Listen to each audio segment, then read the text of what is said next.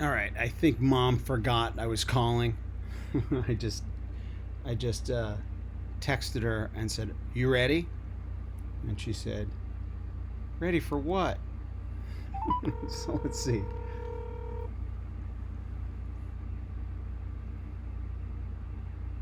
Hello. What do you mean ready for what? Well, today's Wednesday, right? Yeah, It's not Thursday. it's supposed to be on Wednesdays. Last week was an exception. Oh. Well, you sent me a text and you said tomorrow morning I said by the latest. Well, what did I say? Let me see. What did by I? the latest tomorrow morning. Yeah, Oh, okay. at the latest. Yeah. All right. Programming snafu here, everyone. It's supposed to be on Wednesdays. Last week it was on Thursday. Today's Wednesday. Later in the day. Hi, Mom. Hi, Miracle Mom and Michael. Here we are. That's us.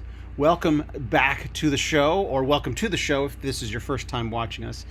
I don't have a picture of Mom, but I have her voice here. But I will get a picture. I will figure out a way so that you can see who the heck I'm talking to. I Um, like the one that's with my brother. the one with the this way shirt on. Yeah. Yeah, I like that picture too. I'll figure out a way to do that, and Okay, if maybe you just can. hold it here for the whole recording or whatever. Yeah. um, Okay. I want to summarize real quick what we covered last week, and then I want you to talk about uh, the one miracle that you experienced, the near death experience one. Okay. So, Yeah. real quick, everybody, hi. It's this channel is dedicated to miracles and the Armenian genocide. How do those things work together? Well, a lot of miracles have happened in my life since I've been researching and developing a project based on the Christian Holocaust of World War One, in which 75% of the Christians that were massacred were Armenian. That's why it's referred to as the Armenian genocide. And last week, I had Mom just talk about her impressions of this because I've been researching this thing for almost 4 years now, and she's obviously, as an interested mother, been kind of along for the ride, but been having her own kind of revelatory experience and eye-opening, wondering why she'd never heard this before, not in school, not in church, anywhere, it was nice for me to hear that because I've been so entrenched, so I've been, nose to the grindstone, researching in archives and working with historians and transcribing and transposing documents, etc. That it's been a miraculous series of events in my life. But the whole point for me, my goal is for you, the audience, and the Christian audience in particular, to open your eyes to what occurred 100 years ago. That was actually the inspiration for, well, the bad guy from World War II. So that's kind of a can of worms that I'm opening up there. But I just wanted to summarize last week. Mom just talking about how she couldn't believe she'd never heard this before, and how every Christian should look into it, and it should be known. It should be common knowledge. All right. So I will link that episode in the description below. But in this episode, we'll get to that more next week. But in this episode, I want Mom, in her own words, to tell you guys. I know she's experienced multiple miracles in her life, but I want her to talk about the one that stands out to her the most. There's another one that happened after it that we'll talk about it another time. But go ahead, Mom. I'm going to turn it over to you to just give us the blow by blow of what happened. Okay. Well, I can't do this in 10 minutes. So, Well, you're going to I have don't know. to. I'll give you 15. How's that? Oh, brother. Okay, it's just that for me, there are details in it that are important to the miracle that happened. But If we get I long, guess, we can do a two-parter. We'll just finish it next week. okay, well, all right. Everybody who's listening, take yourself back in your own mind to March 6, 2014. That's the day this happened. And I was just in my normal morning routine. I got up. I was retired by this time, so I had plenty of time to be glued to my favorite internet things. Retired. Retired from what? That's, I think, important here. Oh yeah, I'm a registered nurse and had 47 years of experience in nursing. Lifelong medical professional. Yeah. Yes, and hospital nursing primarily. There were other things on the side along the way, but it was all hospital. So anyway, I got up, my usual routine.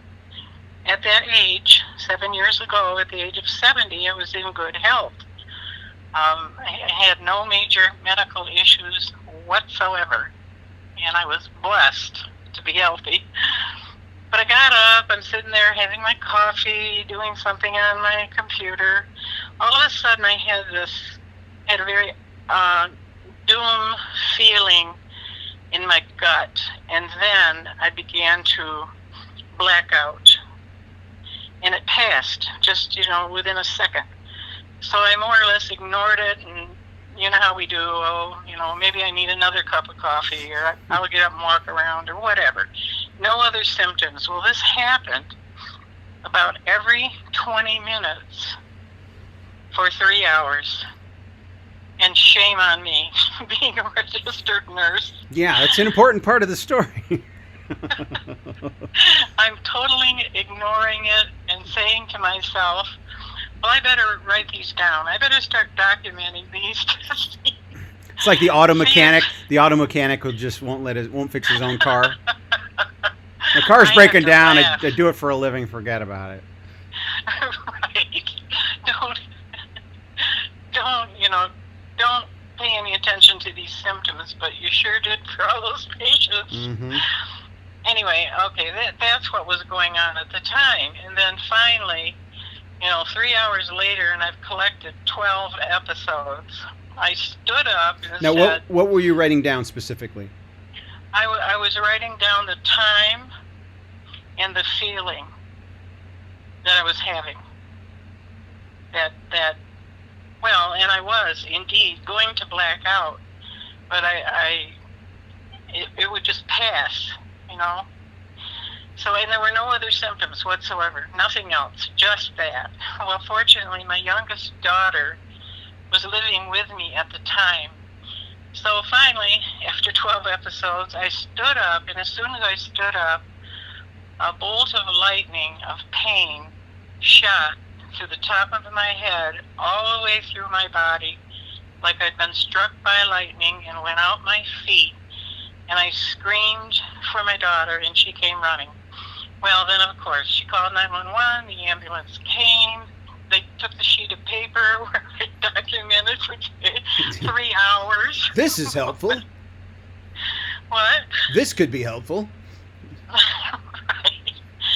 And so they whisked me away to the closest hospital. It was about 6 miles away. Got into the ER. As soon as I got into the ER, it all stopped. Not a single episode. Nothing. Absolutely nothing. The doctor came in, ordered everything. Blood, EKG, he did the works.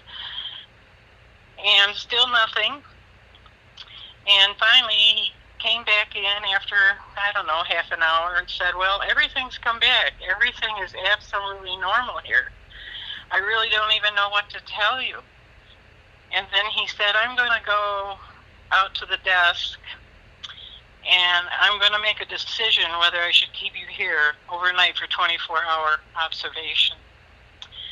So he went out the door, and the last thing I saw was the back of his lab coat, and I was instantly carried away in the spirit, gone from earth, and I was in the presence of God.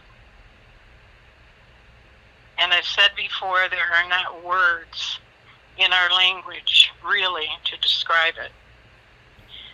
When I entered his presence, of course, I was not in a physical body, but I was in my spirit, body and my soul.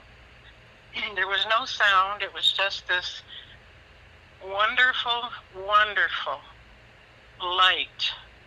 Not like the sun, not like daytime, not like anything on this earth. It was a light of love that was embracing me. There were no other beings or anyone present. It was just my spirit in the light of God's love. And I'll try not to cry. But it was, the feeling I had was of waiting, just to wait. And I obeyed that. And after a few minutes, all of a sudden, a black pathway appeared in front of me. And my mind I was saying to myself, should I follow that path? Or is someone coming from the light along the path to get me? And as soon as those thoughts came into my mind, I felt a sensation of being pulled backward and downward. It was as if I fell off the top of the Empire State Building and I was falling, and I landed in a thud back on the gurney in the emergency room. And when I opened my eyes, there were 3 nurses. The doctor was standing on the side of the gurney, waving a copy of the telemetry printout, because they had me on telemetry, and showing me, and he's yelling at me saying, I am so sorry this is happening to you, and I am so glad you are in my emergency room. You need a pacemaker, and you need it right away. We do not do that at this hospital. We do not have the resources to do it. I'm transferring you to St. Joseph's Hospital in St. Paul immediately. When he said immediately, the ambulance crew came running in the room. They also had attached an external pacemaker. Now, as a nurse, I know what that is. It's electrodes that are large, and they put them on your chest and on your back. And if your heart rate drops to a certain rate, you get an electrical charge to keep your heart beating. So they loaded me up. We got on the ambulance, and every time I felt, it probably happened a half a dozen times in transit. It was a short ride, but in transit, the pads had, electrified my heart probably a half a dozen times. So when we got to St. Joe's and up into the cardiac unit, there were 5 doctors waiting in the room, and they bring me in the room. And it was when I got up there at St. Joe's in that room is when I remembered what happened to me. And I don't know if I was in shock or what, but I felt this need to tell somebody what happened to me. Well, they already knew, because they had the information from the previous ER that my heart had stopped for 90 seconds. It was a 90-second in the presence of God. And so what they did was, because I had the external pacemaker working, it was 2 or 3 in the morning by the time I got there. So the chief cardiologist said that since I was stable, my blood pressure was fine, but I did need the external pacemaker. But he said, in the morning we're going to take you and put the internal pacemaker in, because your heart is not supporting a normal rate. So that's pretty much everything that happened that day. One of the EMTs on the ride in the ambulance, he could see the monitor screen from the external pacemaker, and I saw his eyes bug out, and then I felt an electric charge, and I looked at him and I said, what what's the rate? He said, well, your pulse is at 28. Now, you and I, who are not athletes, people who are not athletes, and for sure a 70-year-old woman, you do not maintain consciousness at a heart rate of 28. You just don't. 40 is the rate. That's the cutoff line. If my pulse drops below 40, I'm going to lose consciousness. Your heart's not pumping enough oxygenated blood to the brain. So that's what happens. But that was the miracle itself. And the next morning I did go. They put the pacemaker in. And so I was discharged with a pacemaker. How's my time? Do I have any more time? Let's see. I mean, for this. Do I have more time for this? Do you have any more time? Well, you have till the rest of this conversation. Just don't drop dead quite yet, Mom. Well, there's another part of going. miracle. This is miracles on miracles on miracles.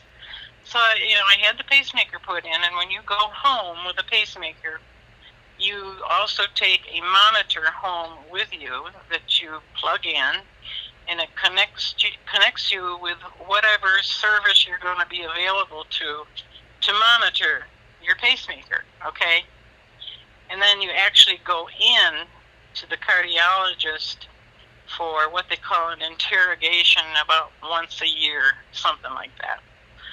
Anyway, so 7 years go by, and 7 years have gone by, and in all of the monitoring and checkups that I've gone through, I have not had a single irregular heartbeat ever. I have never used this pacemaker. Wow. Ever. See, I didn't know that. I think you had mentioned that, something like that, but I didn't realize that. So and it was turned off. I had a visit last December, and they turned it off. So they installed a pacemaker, right? And you didn't need it. Well, I know I didn't need it now. Wow. So. But I mean, they were amazed, and I even asked them. I asked the cardiologist, "Have you had a patient like this?" He said, "No," and he started laughing. And I said, "Well, okay, what's going to happen here? Are you going to take the pacemaker out, or what happens?" He said, "Well, you're 77 years old now." He said, "The ethical thing to do is to leave it in place. At your age, you still don't know, what could happen as you age. So it's better to have it there now, because they can turn it back on again if they need right. it." Can they do that remotely, or? Yeah. What they would do is they would go in and just replace the battery. Got it. These are driven by a computerized battery of some kind. So it just means making an incision over where the pacemaker sits in my chest and putting another battery in. Well, that's my story. So, like the miraculous, I'd say there's several miraculous moments to this. Like, the first miracle is that you're a nurse and you ignored it. I don't know if that's a miracle. Oh boy, shame on me. But the fact that you had my sister there, I mean, right, you'd be gone, exactly. Right? You'd probably be gone if she wasn't there. Oh, I would have collapsed on the floor. And then when that pain hit, when the pain hit, I know now it was God saying, "Look, you fool. Hello. You registered nurse for 47 years. Are you going to do something, or aren't you?" So here, I'll give you something to pay attention to. Oh. All right. For the wrap up for this episode, I want you to talk about the sensation of being in God's presence. And you said it was like a waiting. And did you want to remain there? Did you have a sense of I'm Well, tell me about it. Tell me what your sensation Okay. is. I'm glad you brought that up because the sense was, immediately, this is reality. This is what's real. And I once again, words fail me. But this, where I am, and I knew where I was. I knew I was in his presence. But I kept, the only word I can come up with is, this is real. Hmm. Here on Earth, we think we're real. We're real in terms of Earth. But the true reality It was is being present with God. the most real experience you've ever had. Absolutely. And no, I did not want to leave. Right. No. Comfort, peace, confidence, assurance. Absolutely, 100%, even more than that. And I had no awareness that my name was Bonnie Creighton. That was gone. I had no awareness of a life experience on Earth. That was all gone. All burdens, all pain, all sorrow, all memories of a life before those moments were gone. It was like that tabula rasa that we talk about. Mm-hmm. The slate has been wiped clean, and you are now home. That's what it was. I'm home. My real home. The temporarily disembodied state. Well, Paul uses the expression in Revelation when he says he was carried away in the spirit, and that's exactly what happened. That's John, by the way. Or John, did I say Paul? Yeah. Well, Paul did say that about a friend of his, but John said it in Revelation also. Right. Carried away in the spirit. It was wonderful, and it was, there's no measure of time about how fast that happened. There's no measure of time. It was so instantaneously, not the blink of an eye, not even the twinkling of an eye. I mean, when he went around that corner, I just went. I can't. And maybe in the speed of a thought. Mm-hmm. I don't know. It can't be measured. And instantaneous, in an instant. All right, Mom. In an instant. Yeah. I've got to wrap this up. So. Are you on your road trip yet? Not yet. That's okay. About to happen. Okay. It's any day now. I've got to play things. You'll know. It's okay. I need to tell my handlers. Yeah. Right. All right. Love you, Mom. I love you too. All right. Bye, everybody. Say bye, Mom. Bye, everybody. God bless. Bye-bye. Tune in next week. We'll see what we'll talk about. Don't have a program yet. We'll see. Okay. All right. Love you. Love you. Bye.